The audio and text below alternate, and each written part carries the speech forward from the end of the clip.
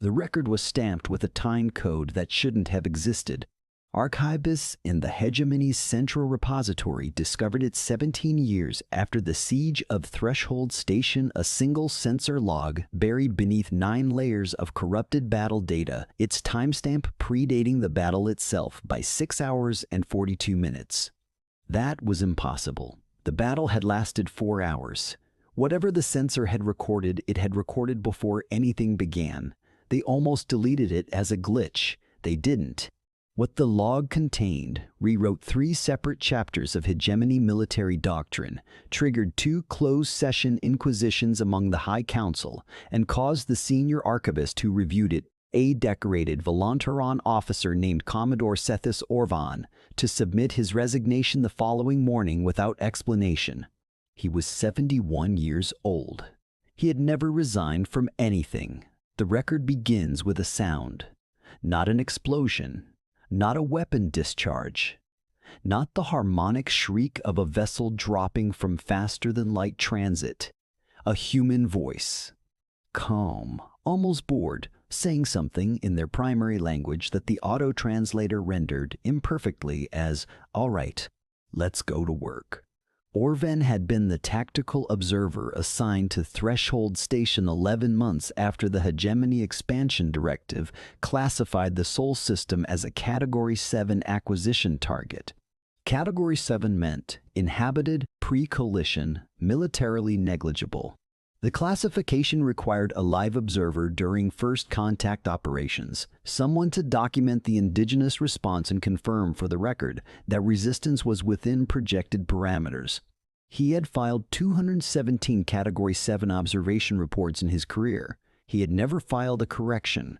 The Sol system's indigenous species humans had been under passive surveillance for 19 months before the directive was issued. The intelligence summary was thorough. The hegemony's analysts were not careless. They had cataloged human military infrastructure with considerable precision. The number of warships in active service, their drive signatures, their weapon yields, their maximum sustainable fleet groupings.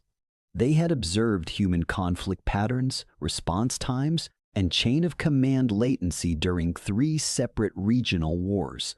They had assessed human pain tolerance, unit cohesion under casualties, and command decision cycles under stress.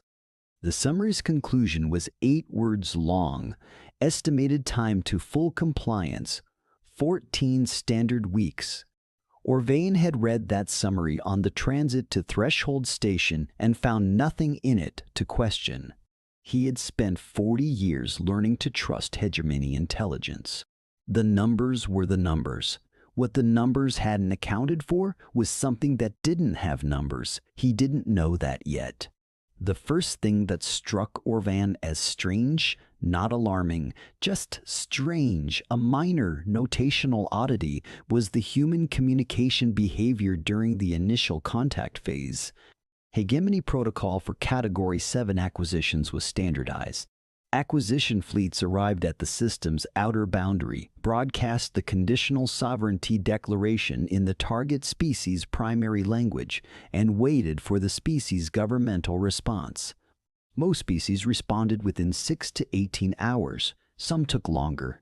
A few attempted immediate military posturing, which was anticipated and which the protocol handled with calibrated non-lethal suppression, enough force to establish credibility without generating the kind of atrocity record that complicated later colonial administration. Human governments responded in 4 hours and 11 minutes. The response was not a surrender. It was not a counter-proposal. It was not, as sometimes happened with less sophisticated species, an attempt to claim they hadn't understood the transmission. It was a question. Who authorized this operation? Orvan had read the transcript 3 times before forwarding it to Fleet Commander Derek Ulson, with a note that the translation might be faulty. Ulson, a large-framed Voltaran with 30 years of acquisition campaigns behind him, had read it once and laughed a genuine, relaxed laugh that Orvan still remembered clearly because it was the last time he heard Ulsan laugh about anything related to humans. "They want to know who's in charge," Ulsan said. "Tell them the hegemony. Tell them it's the hegemony." The reply was transmitted. The humans acknowledged it in 40 minutes. Then they sent another question. Under what legal framework? San stopped laughing.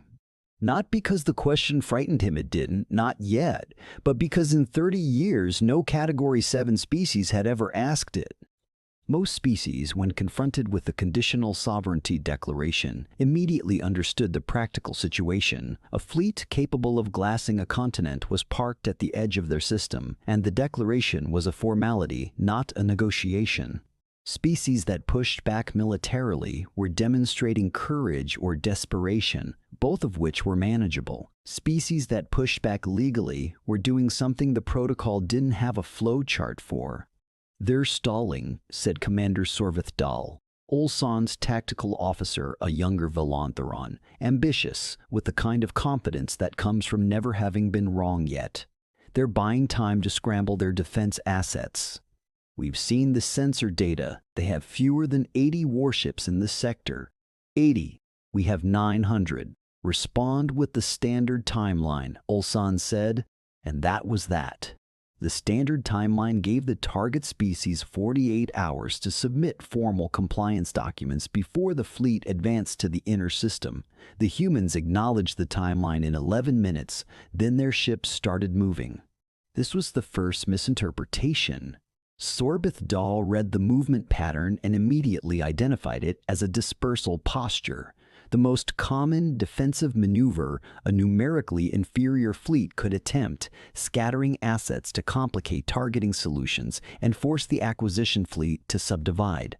He flagged it as expected behavior, logged it as indigenous military response within projected parameters, and recommended no change to the operational plan.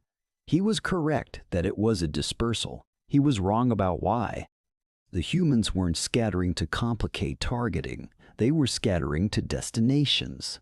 Each ship peeling away from Earth's orbital stations was heading somewhere specific, with cargo manifests that the hegemony's long-range sensors couldn't read at that distance, making port at stations and platforms scattered across the system's inner belt. Nobody asked what they were delivering. It seemed unimportant. 46 hours passed. When the human response came, it arrived not as a communication from their governments, but as a single document, transmitted simultaneously to every frequency the hegemony fleet was broadcasting on. The auto-translator took 18 minutes to process it. Orvan read the output twice, then called up the linguistic confidence rating, 87%. High enough to trust. The document was a formal legal brief. 12,000 words, precisely cited, arguing that the hegemony's Conditional Sovereignty Declaration was invalid under 4 separate precedents established by the Interstellar Compact's founding charter.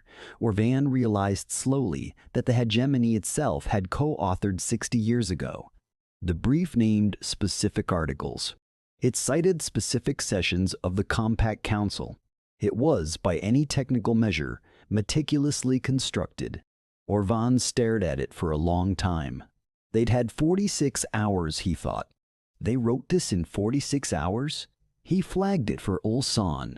Ulsan read the summary, was quiet for a moment, and then said something that Orvan later wrote down word for word because it was the first true signal that Ulsan had sensed something the numbers weren't measuring.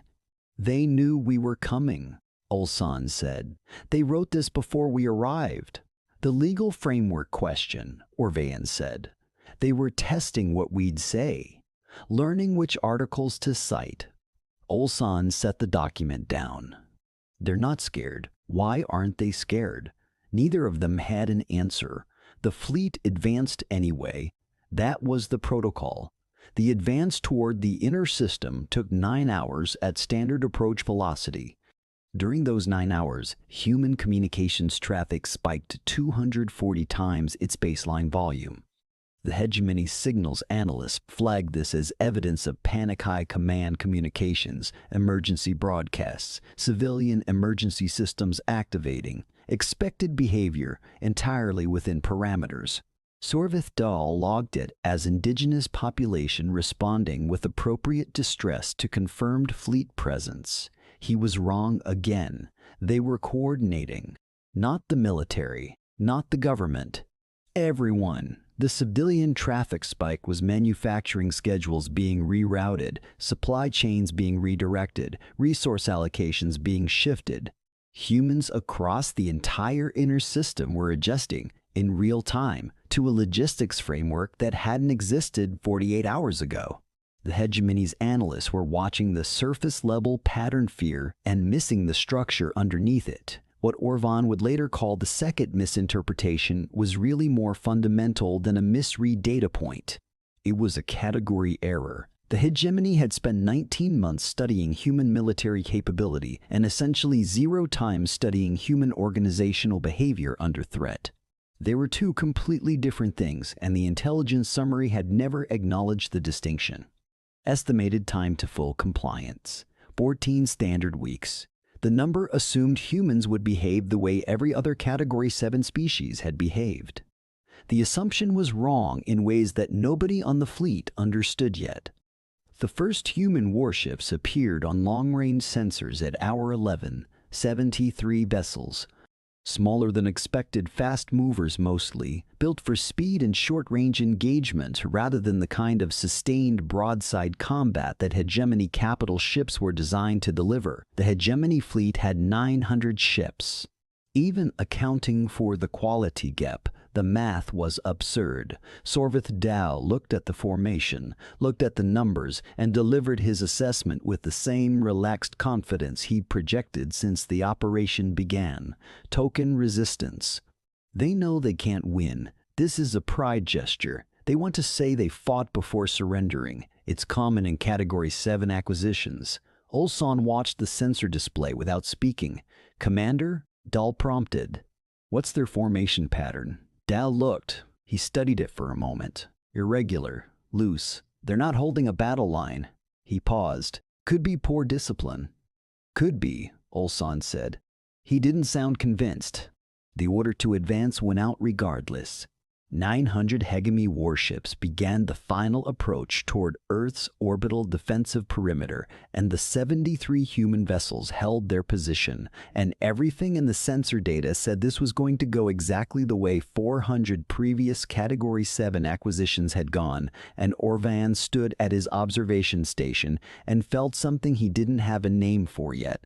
Not fear, not doubt, something smaller, a notational oddity. The human ships weren't moving away. They weren't repositioning.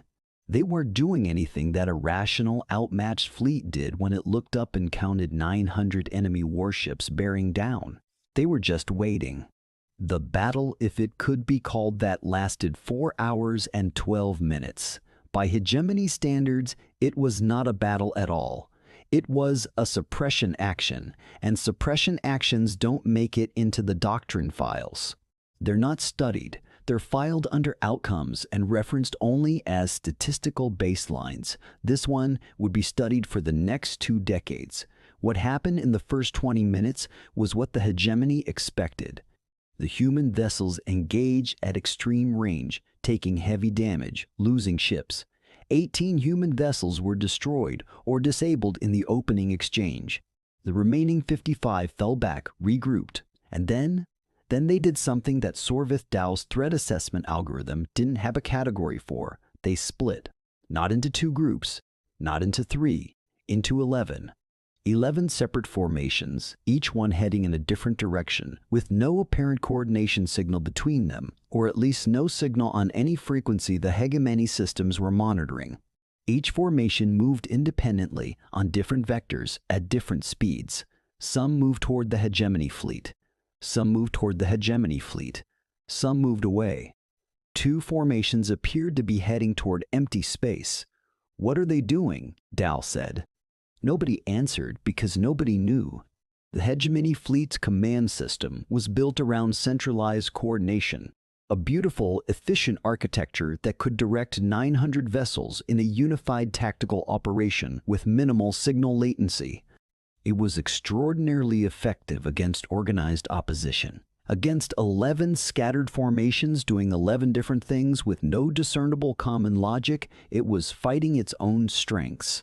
Every time the command system tried to generate a response pattern, the response pattern became obsolete before it could be implemented because the humans had changed what they were doing. They're not trying to win, Olson said quietly.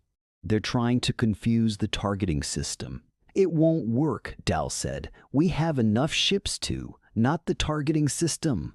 Olson turned to look at him. Ours. Here is what the sensor logs recorded next, and here is where the time code that shouldn't have existed becomes relevant. At hour 2 of the engagement, 6 of the 11 human formations converged, not on the hegemony fleet, but on 6 specific points in space that appeared to be empty. Empty except for objects that hadn't been there when the hegemony fleet arrived. Objects that the ship scattered across the inner system during those first 46 hours had delivered. Objects that were now, exactly on a schedule, nobody in the hegemony had known existed, activating. The humans called them relay anchors. Fold space relay anchors. The hegemony's intelligence analysts had seen the technology referenced in human research archives, but classified it as theoretical, a fringe physics concept. Their science community was a century from operationalizing. The humans had operationalized it 6 months ago. They hadn't told anyone. The first anchor activated, and a hegemony battlecruiser on the far edge of the engagement zone fell off sensors, completely not destroyed, not fleeing, simply gone, appearing 3 seconds later on the wrong side of the human defense line with its navigation array locked and its engines cycling through emergency restart protocols. Crew unharmed, ship intact, completely, helplessly misplaced. Orvaan watched this happen from his observation station and felt the floor of his understanding drop away. That's not possible, he thought. Their physics don't allow the second anchor activated, then the third. The timeline stamped on those anchor activations, that was what the buried log contained.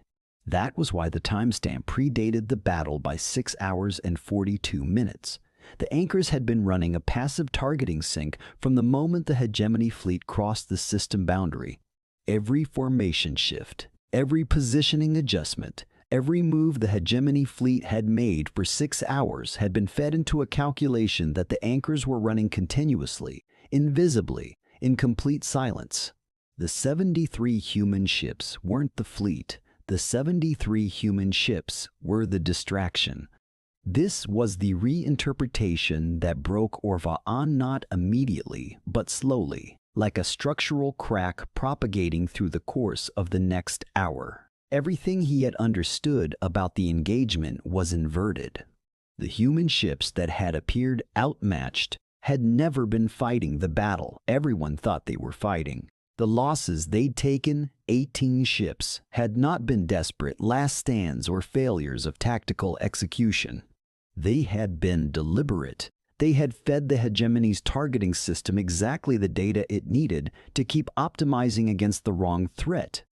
18 human ships, 18 human crews. He started to ask Olson whether the humans could possibly have planned those losses intentionally, and then stopped himself because the question opened something he wasn't ready to look at directly. Commander. Orvaan kept his voice level. What does the casualty projection show for the anchor disruption phase? Olson was already looking at it. He didn't answer immediately. Commander. The projection assumes the human ships engaged in anchor defense will hold position regardless of incoming fire. Olson's voice was careful, deliberate. It assumes that because their tactical patterns don't include withdrawal sequencing, they're not planning to withdraw, Orvaan said. No. From the anchor defense positions. No. Orvaan looked at the display. 3 human formations were now holding station directly in the projected fire corridors of the hegemony's heaviest capital ships holding position, not maneuvering, using their own hulls as interference screens for the anchor arrays they were protecting. It wasn't a tactic that appeared in any of the threat assessment models.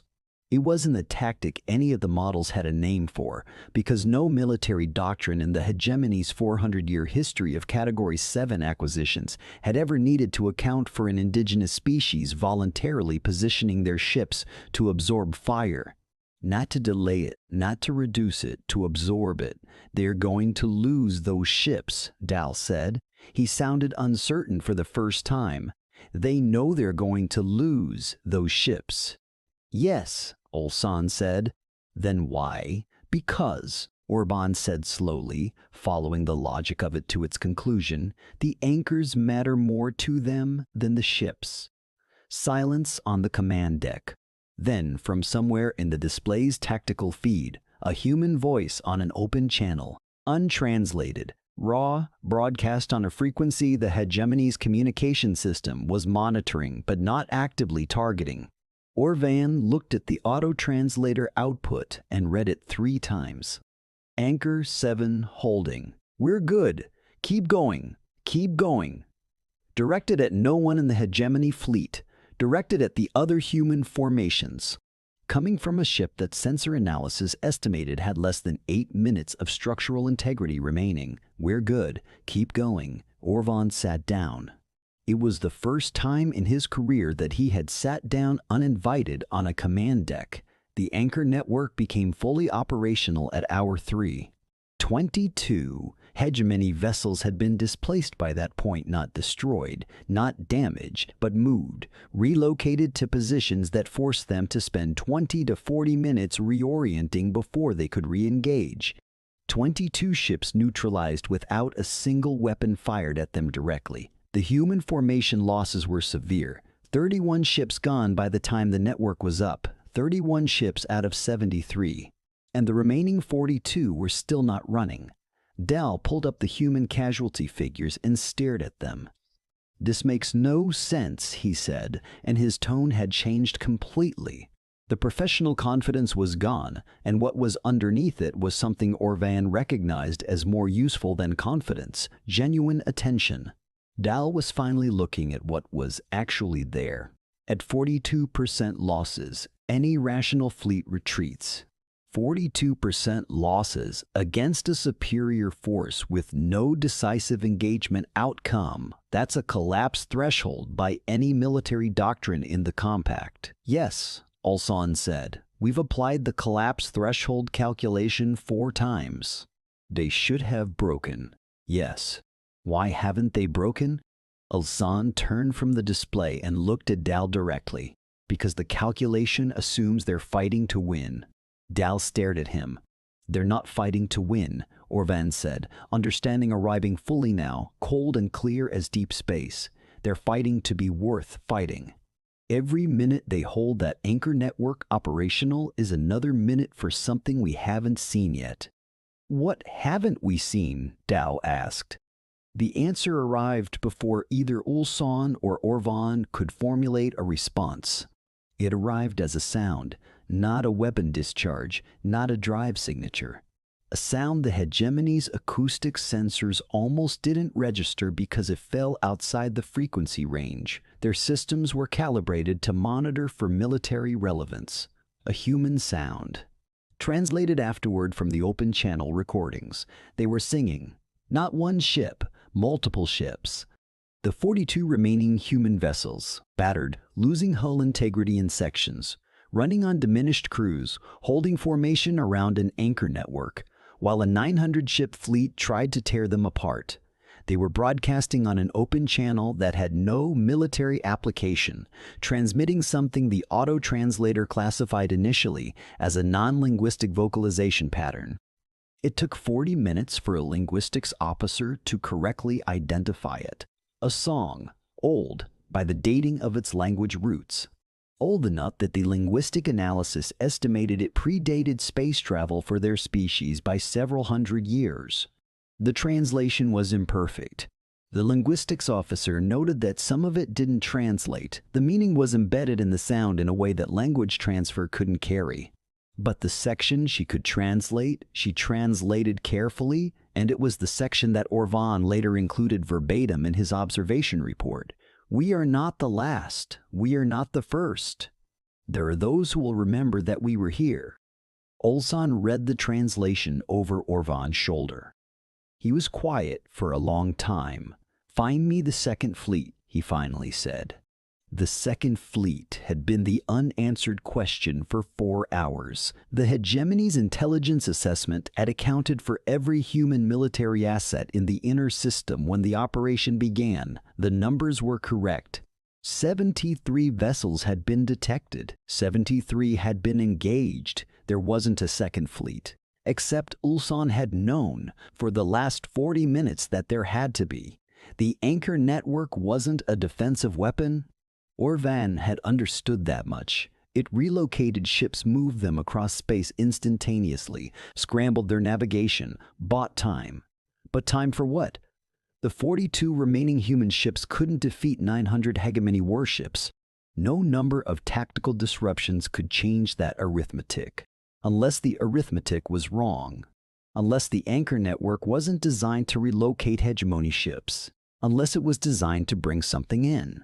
The jump signature appeared at the system's outer edge at hour 3 and 51 minutes, a transit emergence event of a scale that, for a full 4 seconds, the hegemony's sensor systems could not process. Not because the event was too large for the sensors to measure, but because it was too large for the operators to believe the measurement. 264 vessels, not fast movers, not interceptors. Capital ships, human-built, human-designed, a class that the hegemony's intelligence files had no record of and no designation for. Massive. Configured in a way that suggested not engagement but something closer to what the analysts, conferring frantically, kept describing as a siege posture. They had been waiting beyond the system boundary. They had been waiting in fold space transit, a technique that the hegemony's intelligence had classified as theoretical, just like the anchors for the anchor network to reach full operational status. The 73 ships, the anchor network, the 31 losses, the singing, all of it, every piece of it, had been choreography, a script the hegemony had been handed and read and followed without understanding a single word. "They built those ships," Dahl said, and his voice had no affect in it at all. Flat. Drain, the voice of a man whose model of reality had been replaced with something he hadn't consented to. "They built those ships while we were watching them. We surveilled this system for 19 months, and they were building those ships." "Not in the inner system," Orvan said. He was pulling sensor records, comparing timestamps, following the supply chain data backward. The cargo the dispersal ships were carrying before the engagement. They weren't delivering anchor components. That was earlier. They were resupplying a construction operation. He traced the vector lines. His hands weren't entirely steady. The outer system, the gas giant moons. They built them there, where the sensor return is noisier, where we weren't looking as closely because we'd already assessed the inner system assets and closed our assessment. "We told ourselves the answer before we looked," Ulsan said. Nobody disputed it. The 264 human capital ships began their approach inward. The anchor network pulsed, relocating 12 more hegemony vessels to the outer system in a single coordinated sequence, isolating 1/3 of the fleet from the primary engagement zone. And the 42 battered human ships that had been dying in place for 4 hours, they turned. They stopped absorbing fire and turned because the anchor network was complete. The second fleet was in, and their part was done. "Hail them," Ulsan said. The human commander who responded was a woman.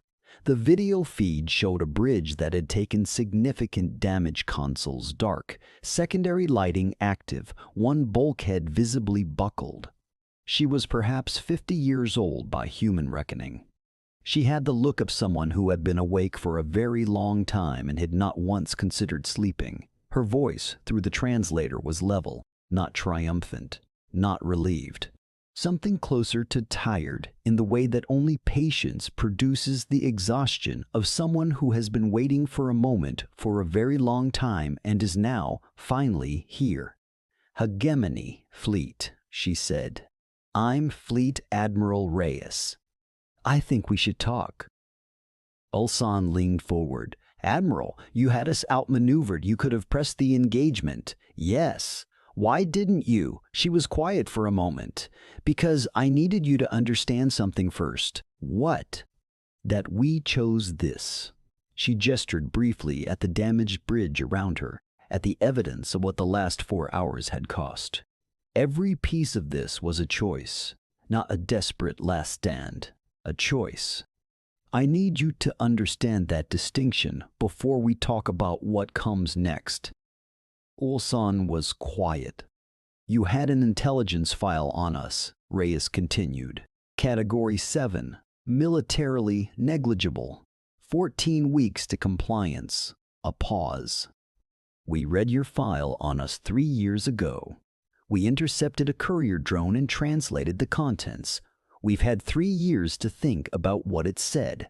Orvan felt the air go out of the room. 3 years. They had known for 3 years. The legal brief wasn't 46 hours of work. The Anchor Network wasn't a response to the invasion. The Second Fleet wasn't a contingency. All of it, every piece of it, was a plan 3 years in development, waiting for the hegemony to do exactly what the hegemony had always done, because humans had read the playbook and built the counter to it before the play was ever called. We weren't defending, Orvan said, not to Ulsan, not to anyone on the bridge barely audible, to himself. We were never the ones running the operation. The negotiation took 11 days. Orvanine sat in on every session. He stopped thinking of his role as observation and started thinking of it as something closer to witness, someone present at an event whose full dimensions he was still discovering. Reyes was not cruel. She was not arrogant. She did not gloat about the Anchor Network or the Second Fleet or the 3 years of preparation. She negotiated the way someone negotiates when they are not trying to defeat the person across the table, but when they have made themselves impossible to simply overwhelm. On the 4th day, she said something that ended up in Orvan's report as the closest thing to an explanation he ever found. You assumed, she said, that because you could destroy us, we would behave as though you had. That's not how we work. We don't adjust our behavior to your capability. We adjust your capability to our behavior. Ulsan stared at her for a long moment. That's not rational, he said finally. No, she agreed. It's not. And then she said nothing else. And after a while, Ulsan nodded slowly, and Orvan understood that the nod was not agreement, but acknowledgement, the acknowledgement that he was dealing with something that didn't fit the existing categories, and that the existing categories might need to be rebuilt. The final sessions were brief. The terms that emerged were not surrender terms. They were not occupation terms. They were something closer to a treaty of genuine mutual recognition. The first the hegemony had signed with a Category 7 species in its 400-year history. The legal framework humans had cited in their original brief became the foundation. 3 Compact Council articles that the hegemony had co-authored and then stopped enforcing were formally reinstated. Not because the hegemony was forced to. Because in 11 days of negotiation, Reyes had made them want to, and Ulsan, who had 30 years of acquisition campaigns behind him and had never questioned the framework that made them possible, was not entirely sure how she had done it. That bothered him for the rest of his career. It bothered him. What Orvan put in his resignation letter was not an explanation. It was a question. He had spent 40 years filing Category 7 reports, and in 40 years he had developed a complete and functional model of how species behaved when they encountered something vastly more powerful than themselves. The model was not cruel. It was accurate. It described with considerable precision the psychological and institutional collapse patterns of every sapient civilization the hegemony had ever contacted with force. The model required one assumption, that when a species measured the power differential, it adjusted its behavior accordingly. Humans had measured the power differential. They had measured it with precise instruments in detail 3 years before the hegemony arrived, and then they had done something his model had no category for. They had decided the power differential was not the relevant variable. He wrote in his letter, "I am no longer certain what I have spent 40 years studying." He left the letter on his desk and walked out of the building and stood in the cold air of the station's outer ring for a long time. Somewhere in the Threshold Station archive, the sensor log from an engagement that technically hadn't started yet was being reviewed by a committee that had been convened to answer a question nobody had clearly articulated yet. The question they were actually asking, though they didn't have the language for it yet, was the same one Orvan was standing in the cold thinking about. Not how did they do it, not what was their technology, not what will they do next. The question was simpler and worse. How long had they been willing to do this? Because the anchor network took 6 months to operationalize. The Second Fleet's construction took 2 years. The legal brief was 3 years old. But the song that the 42 battered human ships had broadcast on an open channel while dying in place to protect an antenna array, the linguistics officer who analyzed it had estimated its language roots at 400 years. 400 years before humans reached space, someone had written that song. We are not the last. We are not the first. There are those who will remember that we were here. 400 years before they had anyone to be seen by, they were already preparing to be seen. The hegemony's Category 7 assessment had measured weapons, ships, reaction times, chain of command latency. It had measured everything the hegemony knew how to measure. It had not measured how long humans were willing to wait. It had not measured what they were willing to lose. It had not measured what they passed down across centuries in songs that predated the stars, so that when the moment came when something arrived at the edge of their system and said, "You are militarily negligible and we have 14 weeks, the answer was already prepared, already rehearsed, already built into the architecture of who they were.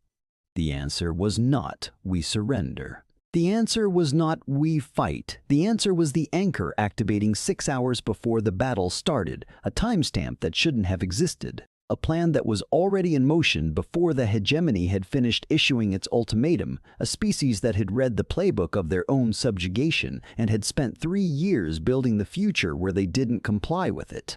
The answer was, we already started.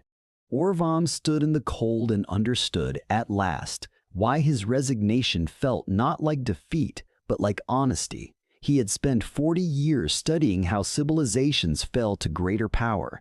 He had never thought to study a civilization that had already decided, generations before anyone arrived to threaten it, that falling was simply not something it intended to do. He thought about Reyes on that damaged bridge. Tired, waiting. 42 ships bleeding themselves dry to hold an antenna array. We're good. Keep going. There was no military doctrine in the galaxy that explained it. There was no evolutionary model that predicted it. There was no intelligence assessment that accounted for it, because accounting for it would have required asking, at the beginning of 19 months of surveillance, a question nobody had thought to ask. What does a species do when it has already decided it will not be categorized? The cold air of the station pressed against his face. He did not go back inside. The galaxy had just learned something about humanity, something that took root slowly across the years that followed, spreading through debriefings and declassified archives and the quiet conversations of military analysts who kept pulling up the same buried log and staring at the same timestamp. Not that humans were the strongest species in the charted systems. They were not. Not that they were the most advanced. They were not. Not that they were chosen for something or shaped by destiny or possessed of some cosmic advantage written into their biology. Only this, that somewhere in the deep structure of what they were, humans had made a decision not as a government, not as a military, but as a species, across centuries, in songs and plans and construction yards, hidden in the noise of distant moons, that they would not let the last word belong to anything that had not first earned the right to say it. They had built the anchor network because they had to. They had died holding it because they chose to. They had been ready because they had been getting ready since before anyone came. In that, the gap between when the threat arrived and when humans had started preparing for it was the thing that kept hegemony analysts awake in the years that followed. Not the technology, not the tactics, not even the losses the humans had accepted without breaking. The gap between the hegemony's arrival and the timestamp on that buried log. The gap was everything. Because if humans had started 6 hours before the battle, they were ahead of the battle. If they had started 3 years before the fleet arrived, they were ahead of the threat. If they had started 400 years before they reached space, Ulsan retired 2 years after Threshold Station. He spent the rest of his life studying the history of human civilization, which was something he had never thought to do during 19 months of surveillance, and which he described in the only interview he gave on the subject as the most unsettling education I have ever received. The interviewer asked him what had unsettled him most. He was quiet for a long time. "They have a concept," he finally said, "untranslatable, approximately. Something like a gift given to someone you will never meet. They build things knowing they won't see what those things become. They plan for futures they won't live in. They write songs for people who aren't born yet." He stopped. "We never had a category for that. We thought all species optimized for their own survival. Humans don't?" the interviewer asked. Ulsan looked past the interviewer, at something that wasn't in the room. "Humans optimize," he said, "for the survival of whoever comes after them." He said nothing else. In the hegemony's central archive, Category 7 no longer exists as a designation.